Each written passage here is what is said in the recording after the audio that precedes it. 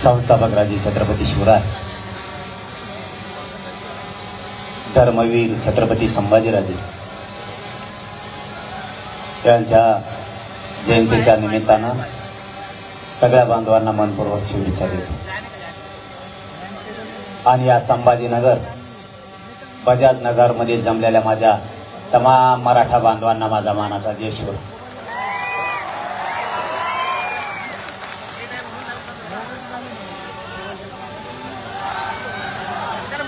लोक म्हणते मराठा एक येत नाही, आणि या संभाजीनगरच्या ग्राउंड मध्ये मराठ्यांना बसायला सुद्धा जागा नाही राहिली।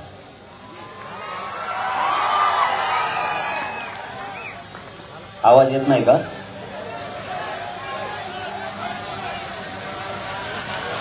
आवाज येत नाही? अरे बाबा आवाज वाढ वाढ वाढ कचून काय तो तर काय जायचं।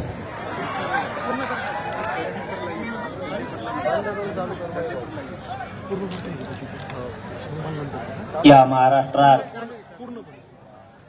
मराठा समाज पहिल्यांदा स्वतःच्या लेकरासाठी एकवटला।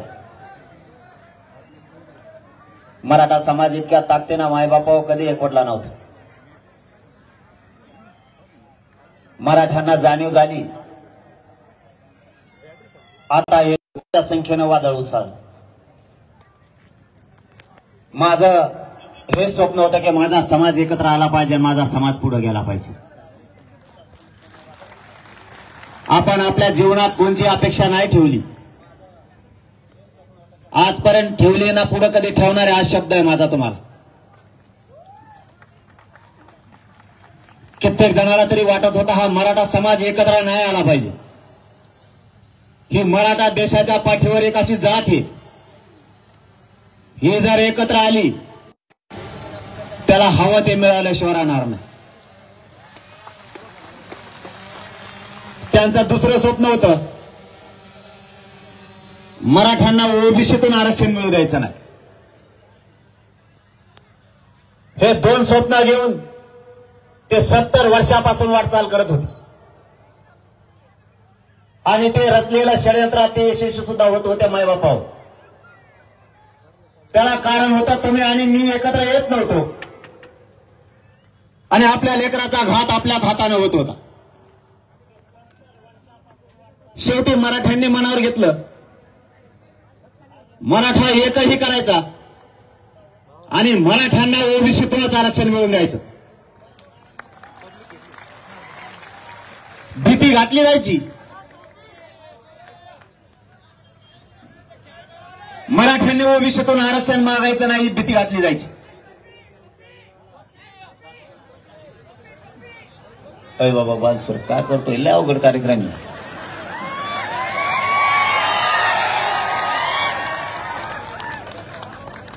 ते सगळं खरंय तुमचं, माग दिसणार नाही, पुढे त्यांना माग दिसायची गरजच नाही, त्यांना मी दिसलो पाहिजे।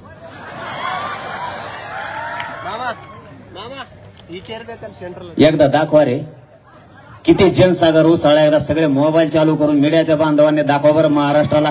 सगळ्यांनी मोबाईलच्या बॅटरी सुरू करा, उसळलेला जनसागर एकदा या राज्याला दिसू द्या। मीडियाच्या बांधवांना विनंती, ही सगळा जनसागर या महाराष्ट्राला एकदा दाखवा।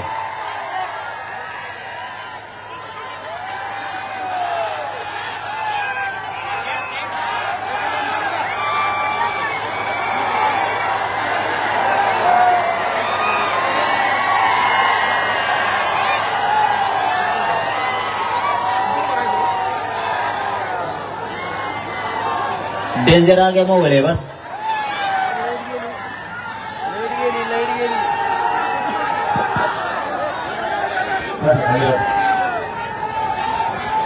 आपला विषय झाला होता की सगळ्यांचं स्वप्न होतं मराठ्यांना ओबीसीत आरक्षण मिळू द्यायचं नाही,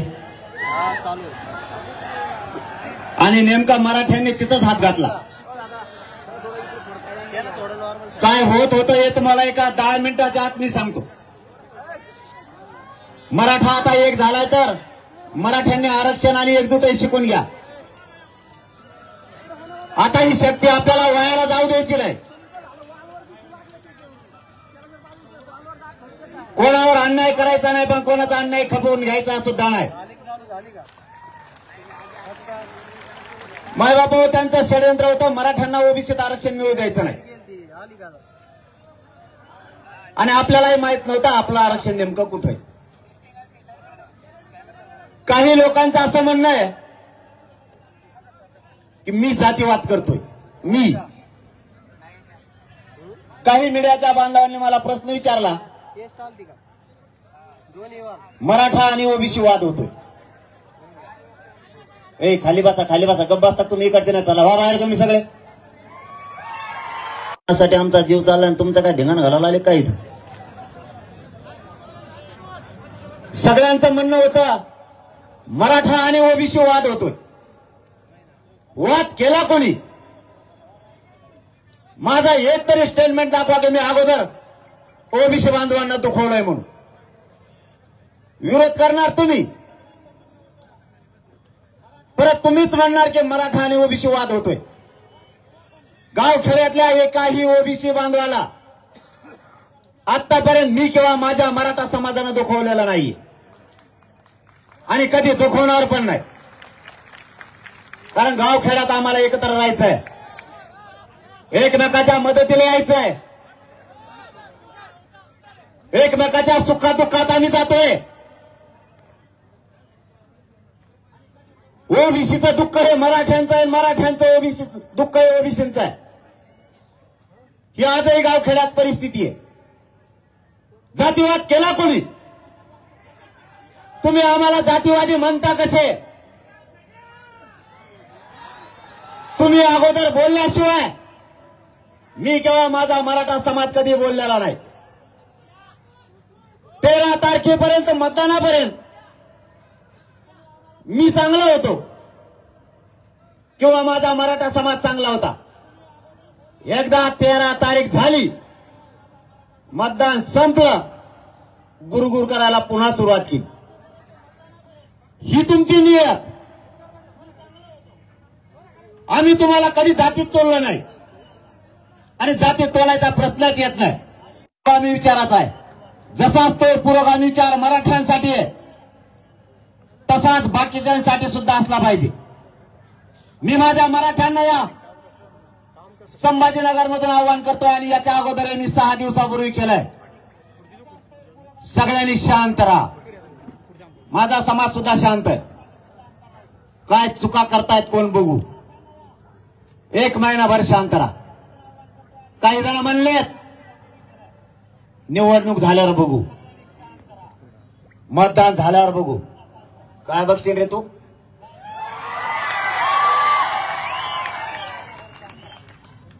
तरी पण मराठ्यांनी शांत राहा. कोण काय चुका करतंय आपल्याला काही शहाण्या माणसाने सांगितलंय. आपण शांत राहा. त्यांचेच लोक त्यांना पाडणार आहेत, नाव मराठ्यांचं घेणार आहे. आपण शांत राहा. कोण काय करतंय तुम्ही बघा. म्हणून त्या शहाण्या माणसाच्या शब्दावरती मी मराठ्यांना आव्हान केलंय आणि आजही महाराष्ट्रातल्या मराठ्यांना या संभाजीनगरच्या नगरीतून आव्हान करतो, सगळ्यांनी शांत राहा. कोणी काय पोस्ट टाकल्या त्याचं नाव लिहून ठेवा. कोण पडला, कोण निवडून आला याचं उत्तर मराठ्यांनी देऊ नका. कोण मराठ्यांच्या अंगावरती कार्यकर्ते घालतोय याच्यावर बारकाईने लक्ष ठेवा. हो द्या चूक एखादी, 1 महिनाभर बघू. शेवटी नरड्याला लागल्यावर आमचा नाविलाज. तुम्ही तुमच्या लोकांना सांगितलं पाहिजे जातीवाद नको. आम्हाला एकटीची जबाबदारी नाही ती. तरी एक जबाबदार म्हणून मराठा उताळा नाहीये, दमदार आहे. आम्ही शांततेत बघू काय काय कोण करतंय. आणि त्याच्यात 2 कामं सांगतो तुम्हाला आजच. तुमच्यावर जर वेळ आली, तुमचा जर काही घातपात होण्याचा अंदाज दिसला, मी शांत बसा म्हणलं म्हणून शांत बसू नका. स्वतःचं स्वसंरक्षण तरी करा. मात्र 1 महिनाभर सगळ्यांनी शांत राहा. कोण कोण काय काय करतोय ते बघू. कामं 2 सांगतो. पहिलं काम, जी जात जातीवाद करून मराठ्यांच्या अंगावर येईल त्या जातीचा त्यांचा नेता पुढच्या काळात कधीच निवडून येऊ द्यायचा नाही.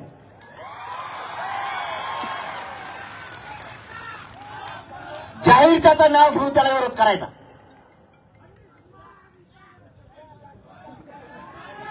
याला सत्तेत नाही जाऊ द्यायचं. मग वेळ जर आली आपला उमेदवार द्यायचा नाही, पण त्याला पाडल्याशिवाय शांत बसायचं नाही.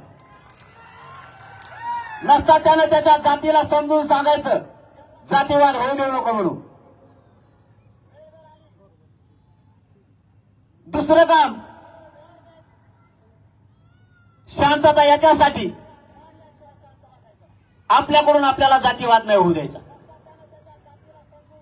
ते ज्यावेळेस जातीवाद करतील त्यावेळेस ज्या लोकांनी आपल्याला सांगितलं शांततेची भूमिका असली पाहिजे, आपण शहाणपणाची भूमिका घ्यायची ते घेणार नाहीये. त्यावेळेस आपल्याबद्दल कोणी कोणी चुका केल्या त्या माणसाला एकदा दाखवू आणि 1 महिन्याच्या नंतर ठरवू काय करायचं. कारण सहनशीलता सहन करण्याच्या आम्हाला सुद्धा मर्यादा आहे. त्यांनी आव्हान केलं पाहिजे, झालं गेलं विसरून जा, निवडणुका झाल्यात, परंतु ते तसं करत नाहीये. बीड जिल्हा असो किंवा महाराष्ट्र असो, या संभाजीनगरच्या नगरीतून सांगतो, माझ्या मराठ्यांच्या माणसाला कोणाकडून धक्का लागता कामा नये. जबाबदारी तुमची आहे. पुन्हा आम्हाला म्हणू नका तुम्ही तिकडे का निघाला. मी 1 महिना शांत बसणार, माझा मराठा समाजही शांत बसणार. पण जर या महिन्यात आमच्या मराठ्यावर अन्याय झाला तर माझ्या मराठा समाजाला चांगलं माहिती आहे गुंडगिरीचे आणखी उद्ध्वस्त करायचे कसे. तुम्ही आम्हाला जातीवादी ठरवता कसे. उपोषण शांततेत तुम्हीच आमच्यावर हल्ले करणार, तुम्ही आमच्या विरोधात मोर्चे काढणार. क्रांती मोर्चे निघाले, मूक मोर्चे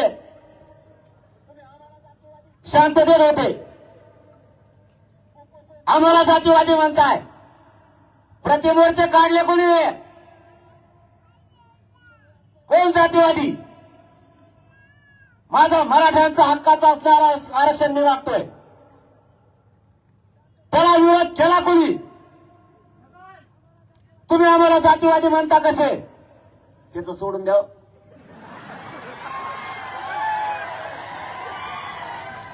तेव्हा कुठं हल्लात न राहिला दिसला नाही तुम्हाला. आपल्या नादी लागल्यावर तसंच होत असतं. कारण मी एकदा मागा लागलो ना, दुमता टिमता करूस तर खाली टेकूस तर माग हटत नाही. म्हणूनच बाकीच्याला सांगतो, जातीच्या जीवावरती माझ्या मराठ्यावर अन्याय करू नका. तुम्हाला राजकारणातून कायम संपविल मी आणि माझा मराठा समाज सुद्धा. तुम्ही आज निवडून येताल, पडताल, तुम्हाला वाटत असं होऊन गेलं पुढे लगेच विधानसभा आहे. ज्या जातीच्या लोकांनी मराठ्यांना त्रास दिला तिथं वेळे प्रसंगी उमेदवार देणार नाहीत, पण तुला पाडल्याशिवाय मराठी माग हटणार नाही. त्यामुळे आतापासून सावध राहा आणि होणारा जातीवाद बंद करायच्या कामाला लागा. नसता तुमची दशा त्याच्यासारखीच होईल. तेव्हा किती कांदे सध्या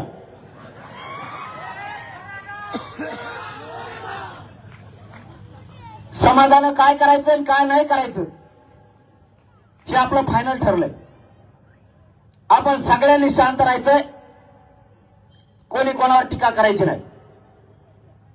आपल्यावर कोण पोस्ट करतोय, कोण वाद घडवून आणतो याच्यावर बारकाईने लक्ष ठेवायचं.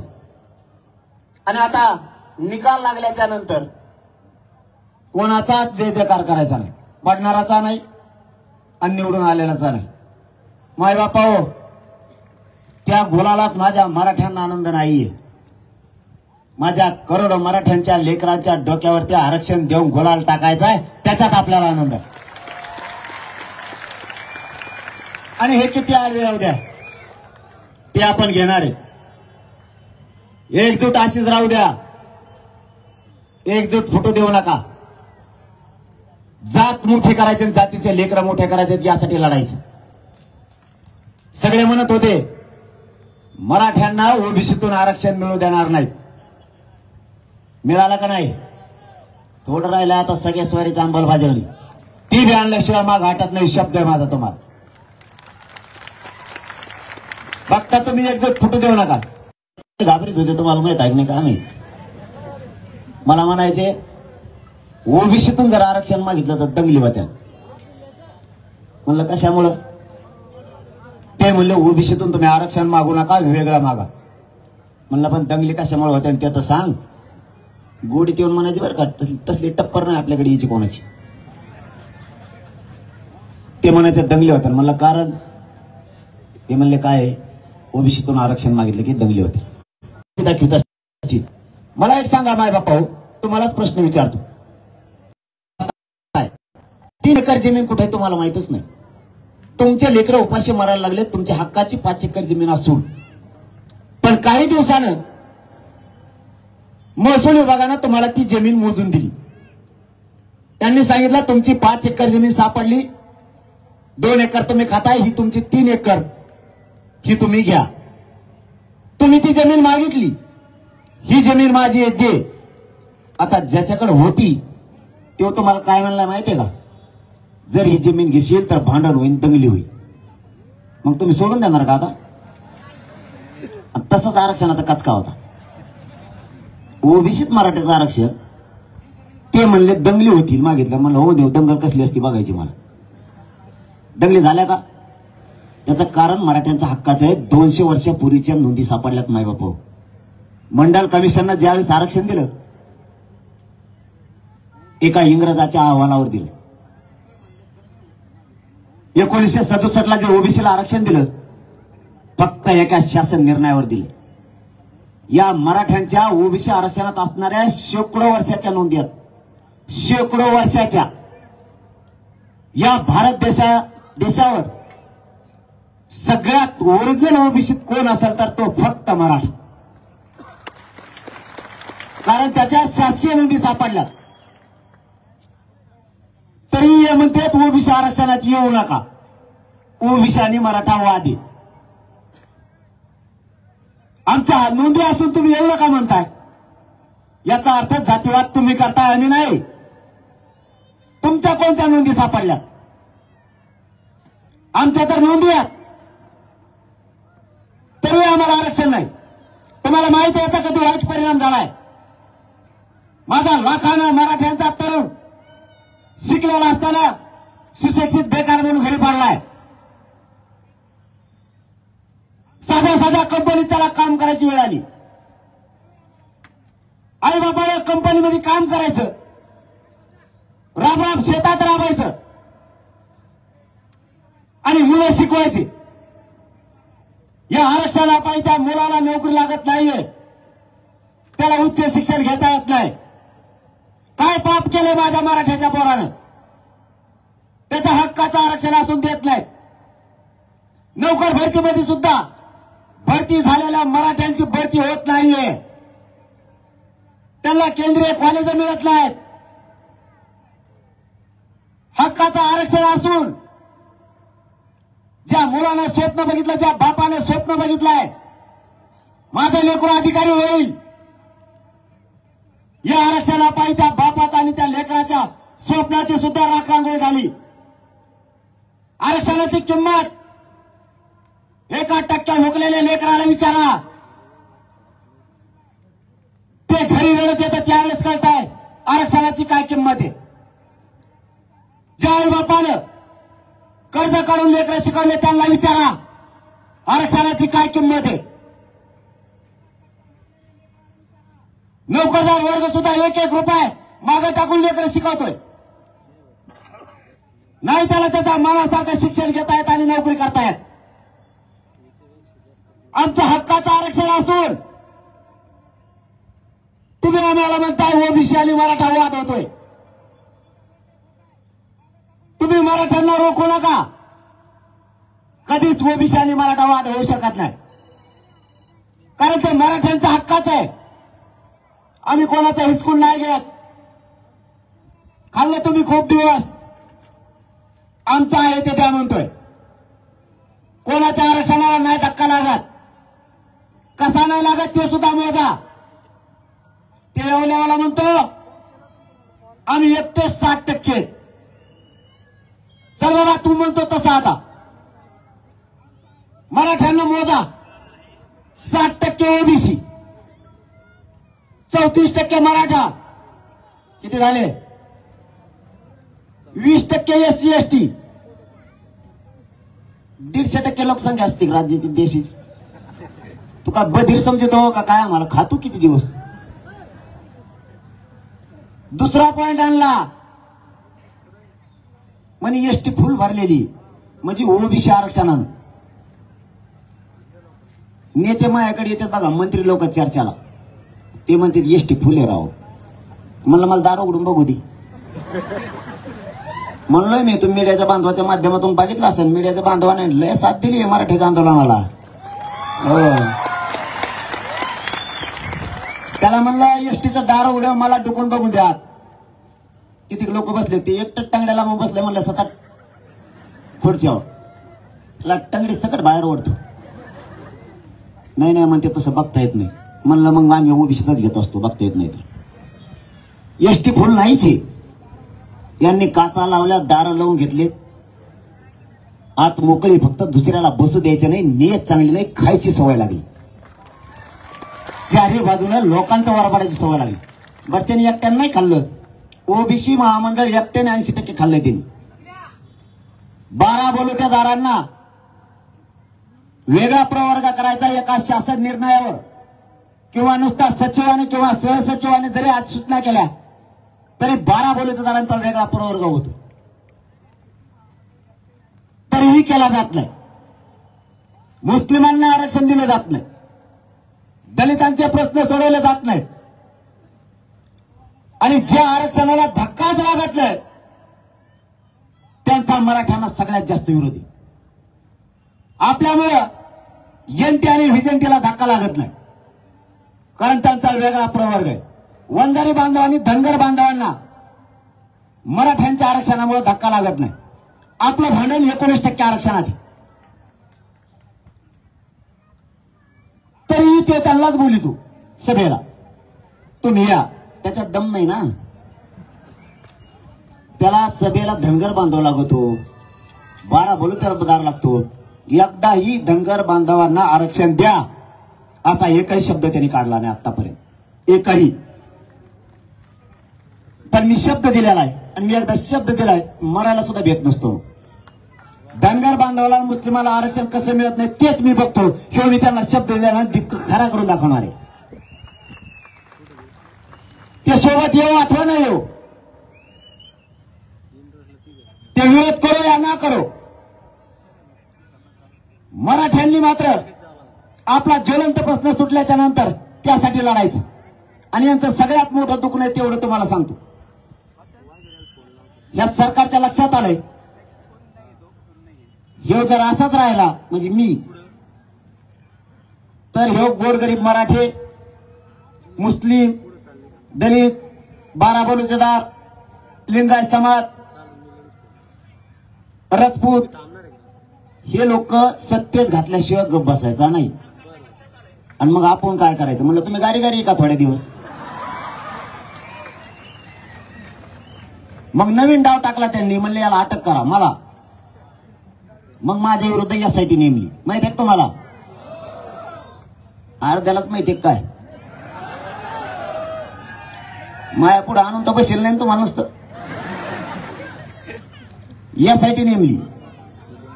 आता हे मला जेलला टाकणार आहे. दुसरा एक डाव आहे, ते एक आणि आणखीन एक. रोज माझ्यावर 2-4 गुन्हे दाखल करते रोज. का? त्याचं कारण मला राज्यातून तडीपार करायचं. डोक्याचं. आता मला राज्यातून तडीपार केलं, मी शान आहे. मी दुसऱ्या राज्यात जाईन, इकडे मराठी तिकडे बोलणार, तिकडे राज्यात मोर्चा काढी. यांना सोडणार नाही मी.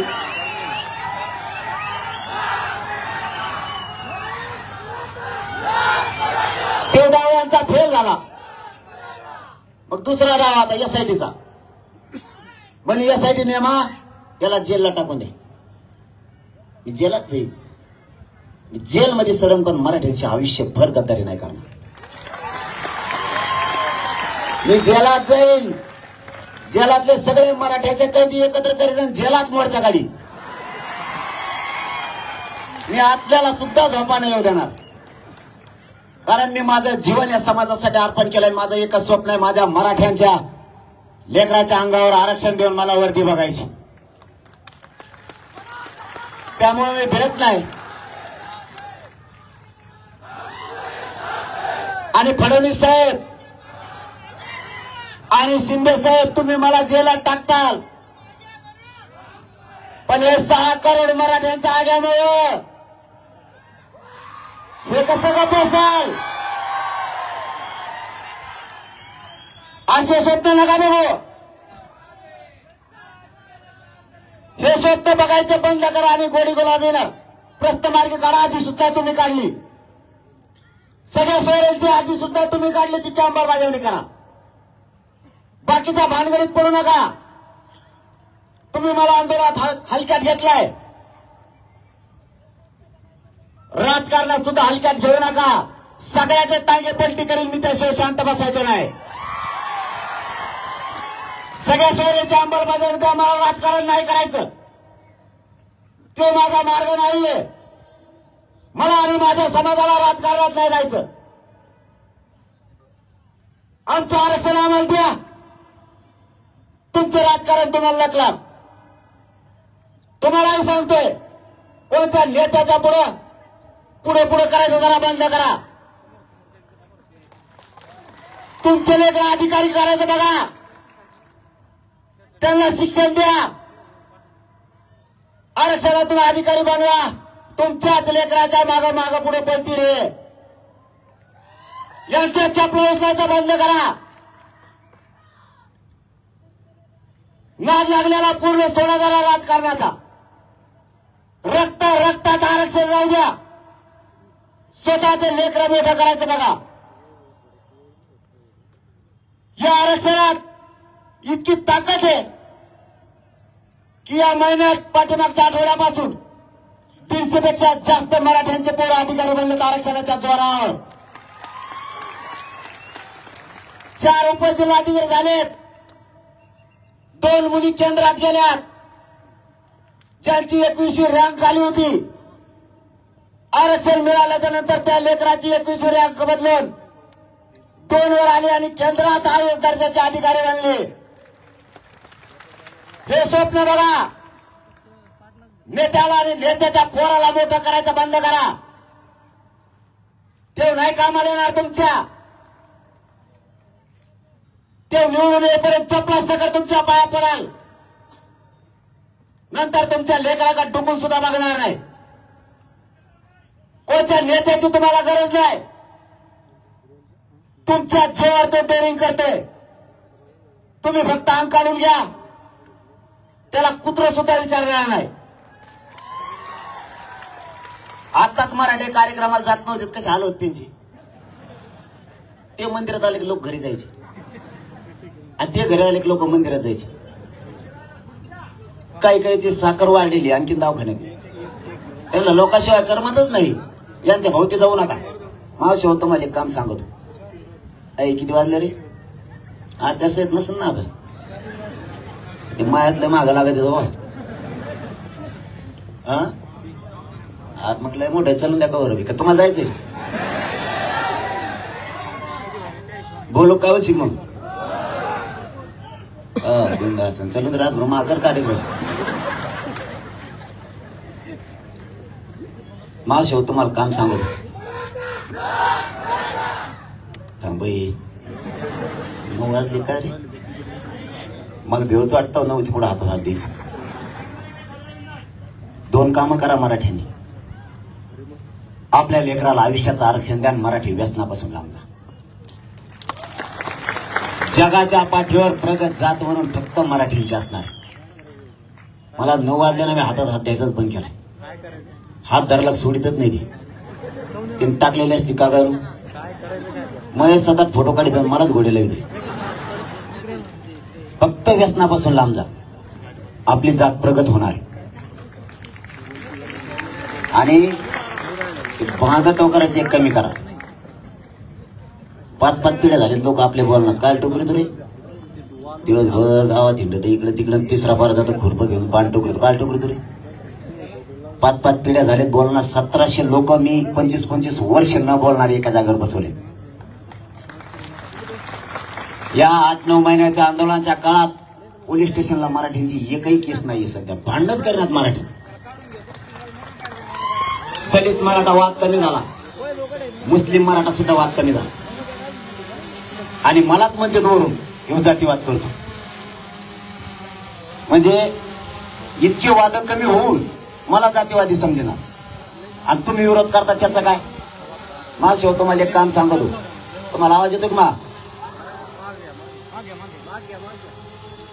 हे काही नेत्याच्या पुढं पुढं करायचं नाही. हे घराच्या बाहेर चालले, यांना रोज विचारायचं पुढे चालले. मला माहिती आहे तुमच्या जवळच यांचे खटके, हे तुमच्या पुढे जात नाही. यांना रोज विचारायचं तुम्ही पुढे चालले. यांना लागला नाद लागलेला आहे साहेबाचा एक भैया, ते शिकायला गेलं परदेशात तुमच्या मताच्या जोरावर. त्याच्या आजाला तुम्हीच मोठं केलं, त्याच्या बापाला तुम्हीच केलं, आणि त्याच्या पोराला तुम्हालाच मोठं करायचं. आता जस काय मराठीने ठेका घेतला याला निवडून आणणार. 20-25 वर्षापूर्वी याजवळ मोटरसायकल नव्हती, 2 कोटीच्या गाडीत बसायला लागला येऊ तुमच्या मताच्या जीव. याचे पोरं परदेशात शिकायला गेली आणि आपले पोरं का उसं तोडायला पाठायचे का. आता हे काम त्यांचं होतं, आरक्षण द्यायचं, त्यांनी दिलं नाही. पण इथून पुढे तरी सावध राहता. त्याचं पोरग परदेशात शिकायला गेलं आणि त्याला तुम्ही भैया म्हणता का नाही. त्याला चेटी धाकता ना नीट, त्याला भैया मानता तुम्ही. आणि ते आपल्या पोराला नाम्या तुक्या एकण्या म्हणते. मावशी हो तुम्हालाच काम सांगत होता. हे घराच्या बाहेर चालले, यांना रोज विचारायचं कुठं चालले. हे जर म्हणले साहेबाच्या बाहेरकडे चालू टंगडीला बांधून घरात ठेवा, तो साहेबाच बाहेर मरून दे म्हणा, तिकडे आधी आरक्षण मिळवते, मग तू तिकडे जाय तिकडे जाय. मी हे तुमच्या मागे तुमचा भाऊ म्हणून तुम्ही काळजी नका करू. त्याला सुधरून द्यायला मी याला आत्ता बिंगून टाकतो. कारण आपल्याला हे परिवर्तन करावं लागणार आहे. हे लोक चपला सकट पाय पडतात निवडणूक आल्यावर. आता निवडणूक गेली, लागले गुडगुड करायला सगळे. लेकरांचा अन्याय डोळ्यासमोर असू द्या. लेकरं मोठे करायचे, जात मोठे करायचे, हे स्वप्न बघा. आपली जात कधी नाही ती एकत्र झाली, हिला नाही फुटू द्यायचं. आता कोणाचं स्वप्न पूर्ण करण्यासाठी आपण नाही आहेत. कोणाला निवडून आणायचं, कोणाला पाडायचं याच्यासाठी नाही आहेत. आपली जात आणि आपल्या जातीचे लेकर आपल्यासाठी मोठे आहेत. आपला समाज टिकला तर आपण टिकणार आहेत. मराठ्यांच्या सगळ्या पक्षातल्या नेत्यांना माझं आव्हान आहे, जात जर संपली तर तुम्हाला झाडून घ्यायला राहावं लागणार आहे. जातीच्या लेकराच्या पाठीशी उभा राहा, जातीच्या विरोधात जाऊ नका. सत्ता येईल जाईल, कोणी निवडून येईल पडेल, जातीला विसरू नका. जातीवरती अन्याय व्हायला लागला तर मदतीला धावून या. महिन्यापेक्षाही जास्त सगळ्यांना शांततेची भूमिका घ्या. 4 जूनला आपण अंतरवाली या ठिकाणी आमरण उपोषण पुकारले. संभाजीनगरसह महाराष्ट्रातल्या मराठा समाजाला हात जोडून सांगतो, 4 जूनला सगळ्यांना अंतरवालीकडे या. आपल्या लेकराच्या डोक्यावर गुलाल टाकायचा आहे.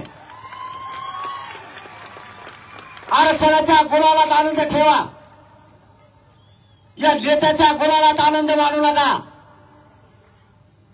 आरक्षण घेतल्याशिवाय सुट्टी नाही द्यायची. कोणी किती आडवा आला तरी शांततेत आंदोलन करायचंय. होणारे आंदोलन शांततेत असणारे, हे शांततेचं युद्ध कोणाला रोखता येत नाही. 70 वर्षात मराठ्यांना मिळणार आरक्षण या शांततेचं आंदोलन आज मिळवून दिलंय.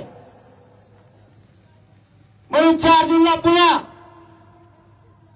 आमरण उपोषण पुकारलंय. माय बाबा तुमच्या पुढे हात जोडून सांगतोय, परवा डिस्चार्ज घेतलाय मी.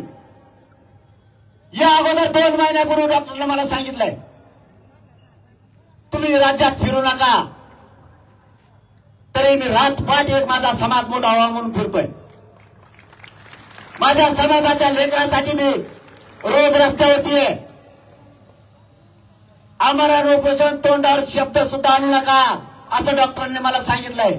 एका दिवसात तुम्ही मरताल तरी माझ्या समाजाच्या लेकरं यांच्यावर होणारा अन्याय सहन होत नाही. संधी जाऊ द्यायची नाहीये. या संधीचं सोनं करायचंय. म्हणून पुन्हा एकदा 4 जूनला आमरण उपोषण पुकारलंय. तुमच्याकडून मला काहीच अपेक्षा नाहीये. फक्त ताकदीला पाठबळाने आशीर्वाद ठेवा. तुमचा मुलगा म्हणून तुम्हाला साथ घालतोय. आरक्षण मिळवायचंय. तुम्हाला एक दुसरी विनंती माझी, या उपोषणामुळे माझं शरीर मला नाही साथ देत. आता खूप उपोषण केल्यामुळे माझं शरीर मला साथ देत नाहीये. माझी तुम्हाला हात जोडून विनंती आहे, तुमच्या खांद्यावरती आज एक जबाबदारी देतोय. उपोषण केल्यामुळे माझं शरीर मला साथ देत नाही. मी तुमच्यात असेल नसेल मला माहित नाही. शेवटी हे शरीर आहे. मी तुमच्यात असो किंवा नसो, माझी जात लय दशकानंतर एक झाली, हिला फुटू देऊ नका. ही जबाबदारी तुमच्या खांद्यावरती. माझी जात लय दिवसानं एकत्र आली. माझ्या जातीच्या लेकरावरचा अन्याय बंद व्हायला लागलाय. मी तुमच्यात असेल किंवा नसेल, पण या राजकारणी लोकांसाठी माझी जात कधीच फुटू देऊ नका. ही खांद्यावरती तुमच्या जबाबदारी. मी नाही ह्याच्यात आता जीव गेला तरी चालेल, पण आरक्षण देऊन मराठ्यांच्या लेकराच्या डोक्यावर गुलाल टाकल्याशिवाय मी 1 इंचही नाही मागे सरकत. आता 4 जूनला घोषणा झाली, आमरण उपोषण होणार. राज्यातल्या गावागावातल्या मराठा समाजाचे अंतर्वालीत फोन यायला लागलेत. गावाची गावं या राज्यातले माता मावल्यांसह 4 जूनला अंतर्वालीकडे यायला लागले. आपण सगळ्यांनी यायचं तर, पण फक्त शांततेचं आव्हान आहे. मी तुमच्या लेकराला आरक्षण दिल्याशिवाय वाटणार नाहीये. शांततेत या. बसायचं तर शांततेत बसा. रोज हजारो फोन त्या अंतर्वालीत खणकायला लागलेत. 4 जूनला गावची गावं आम्ही अंतर्वालीत येणार आहेत म्हणून आपण पाठबळ आणि आशीर्वाद देण्यासाठी या. पण हे आंदोलन शांततेत आहे. मायबापू, माझ्याकडे आग्रह धरू नका. महाराष्ट्रातल्या मराठ्यांना या संभाजीनगरमधून सांगतो, उपोषण मागे घेण्याचा माझ्याकडे कोणी आग्रह धरू नका. कारण माझ्या मराठ्यांच्या लेकराला मोठं करण्याची एवढी संधी आहे. मग तो कोणताही पक्ष असू द्या, सगळ्या पक्षातला मराठा आरक्षण घेणारे आणि त्याचे लेकरं मोठं करणारे. विरोध करू नका. एकजुटीनं ताकदीनं करोडच्या संख्येनं शांततेत मराठ्यांनी एकत्र या. आपल्या लेकराला न्याय द्यायचा आहे. माझा हट्ट एवढाच आहे, माझ्या समाजाच्या लेकरांवरचा होणारा अन्याय मी नाही बघू शकत. मराठ्यांचे पोर आत्महत्या करायला सरकारला नाही दिसत. आज आमच्या 400 पेक्षा जास्त आई बहिणीच्या कंपाळाचं कुंकू या सरकारमुळे पुसलाय. करता माणूस घरातला गेल्या त्यानंतर त्या कुटुंबाला विचारा काय दशा होती त्या कुटुंबाची. आज आई बहिणीचं कंपाळ उघडं पडलाय. लेकरं आत्महत्या करायला लागलेत. मायबापा, एकदा तर या लेकराला मराठ्याचे आरक्षण द्यायचंय. मी सगळा जीव गावावर लावलाय. माझं कुटुंब सुद्धा डावावर लागलाय, तुम्हाला माहित झालं असेल. सरकारने ठरवलंय, मी जर असं ऐकत नसाल, मी जर याला मॅनेज होत नसेल, पैशानं किंवा पदानं जर मी त्याला मॅनेज होत नाही, माझी इमानदारी आणि निष्ठा सरकार विकत घेऊ शकत नाही, हे सरकारच्या लक्षात आल्याच्या नंतर सरकारनं दुसरा डाव रचलाय, माझ्या कुटुंबावरती हल्ला घडवून आणायचा. इतका नीच विचाराचं सरकार कधी मी माझ्या उभ्या जीवनात बघितलं नाही. मी नाही इमानदारी विकू शकत. सरकार येऊ दे, सरकारचा बाप येऊ दे, मी नाही हटत. मी हॉस्पिटलमध्ये पाठीमागच्या महिन्यात माझ्या बायकोला आणि वडिलांना बोलून घेतलं आणि सांगितलंय, मी तर डावावर लागलोच, आता तुम्ही सुद्धा लागलात. जर कदाचित तुमच्यावर हल्ला झाला, तुम्हाला लढता आलं तर लढा, खेळता आलं तर खेटा. तुम्ही सगळे जरी मेलात तरी 1 इंच मी जातीला सोडून मागं नाही सरकू शकत.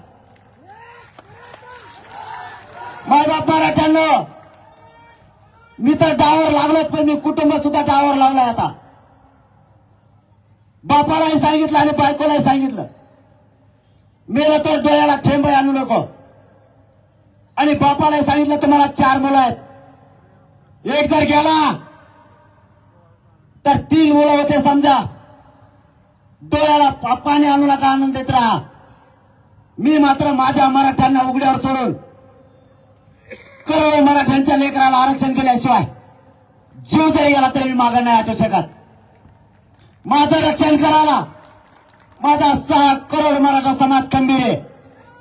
नाही गरज मला कोणाच्या आरक्षणाची. माझं फक्त तुम्हाला आव्हान आहे, सगळ्यांनी शांत राहा. कोणी जातीवाद करायचा प्रयत्न केला त्याला उत्तर सध्या देऊ नका. कोणती जात चूक करती ते आपण बघू. कोणत्या जातीचे लोक जाणून बुजून मराठ्यांना त्रास द्यायचा प्रयत्न करतात ते बघू. 1 महिन्याच्या नंतर ठरवू, नरड्याला लागल्यावर बघू काय करायचं ते. पुन्हा माझा तुम्हाला शब्द आहे, 4 जूनला आम्हाला उपोषण सुरू होत आहे. पाठबळ असू द्या, तुमच्या साथीची मला गरज आहे, तुमच्या आशीर्वादाची गरज आहे.